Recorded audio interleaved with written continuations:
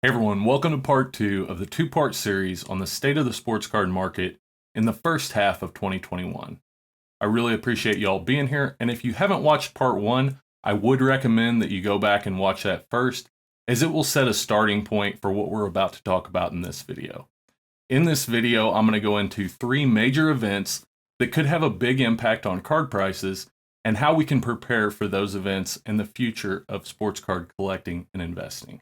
Now, the points that I'm going to make on the third major event that we talk about are pretty controversial, and I don't take that lightly.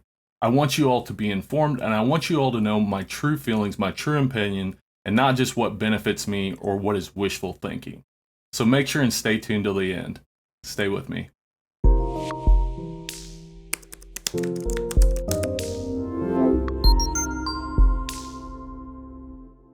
The first is this memory lane auction. I got this from Chris Sewell, baseball card collector, investor, dealer.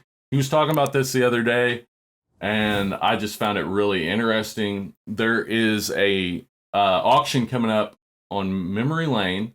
It's the Thomas Newman collection. Thomas Newman was a doctor in Florida who amassed an amazing collection. And there should be some drastic record-breaking sales in this auction.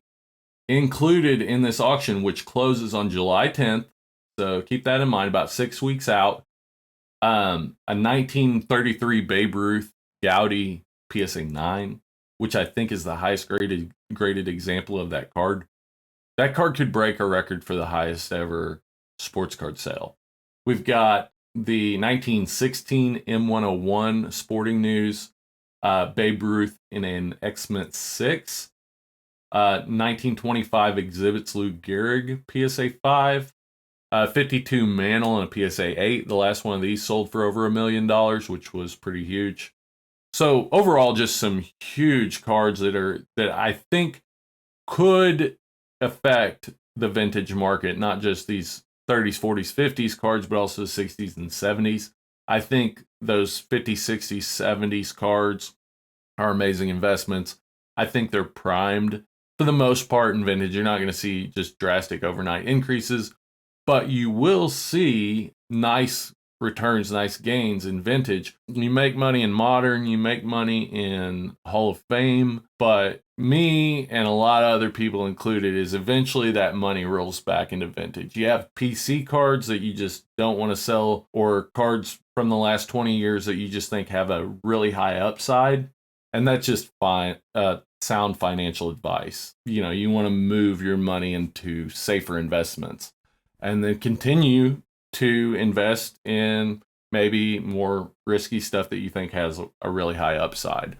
But I do think there's a lot of room for vintage, and I think this could potentially spark that market a little bit. So I'm looking at picking up some vintage baseball. I've been looking at vintage football, vintage basketball. I really like 1969 Topps basketball. But that is the first thing that I think could affect the market over the next 4 months.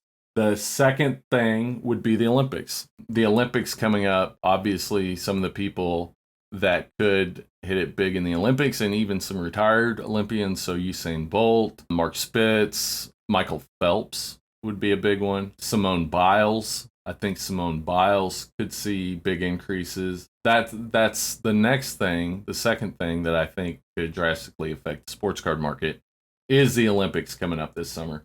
And then the third thing is the NFL season opener. And this is something that I feel pretty strongly about and I want to hit on. I have seen a lot of big names, people that are watched by the greater collecting community, say that they're big on modern NFL this season, and I would drastically disagree with that. And that's because of market trends. I mean, everybody's playing the same game.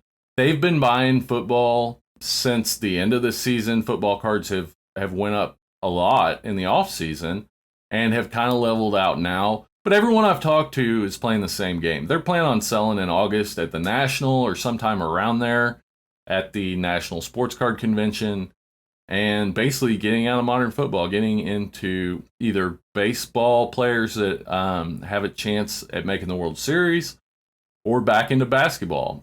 That is the time when I'm planning on looking at some guys that are maybe in the playoffs in baseball, or maybe have a chance at making the World Series, but mainly basketball. I'll plan on trying to pick up basketball over the next 3 months and get ahead of the game, because as we have more educated investors and sports card collectors in the market, those timelines are going to extend. So in that NBA offseason last year, we saw a timeline of people are picking up cards in November and they're selling them the end of December, a month between buying and selling those cards, between the low and the high. And that's also a product of, we saw the NBA season last year end so late and start so early. There was only about a 2-month period there where we didn't have NBA games going on from the finals to the beginning of the season. But that timeline turned into like a 3-month timeline for the baseball season, from the end of December to the beginning of March. I think we're looking at a 5 to 6 month timeline for basketball. I could even see the low of basketball being really soon, like right after the finals. I could see the best time to pick up basketball being in July, but I'm definitely going to be looking at picking up basketball in July, August, September, and not waiting until October, November, a couple months before the season starts to be picking up basketball, because I don't think that opportunity is there. I think your opportunity is going to be in July, August, and September, but definitely not big on this upcoming 2021 NFL season. I think there are too many ifs. I think that the sports card collecting market as a whole has grown, has become more educated, and I think a lot of this buying that we're seeing in football that makes people say that we're going to have a great 2021 regular season is buying to sell before the season starts. We don't know what's going to happen with Trevor Lawrence. We don't know what's going to happen with Mac Jones. I seriously doubt that Mac Jones will start over Cam Newton, at least at the beginning of the year. I really don't think that he'll start over Cam Newton.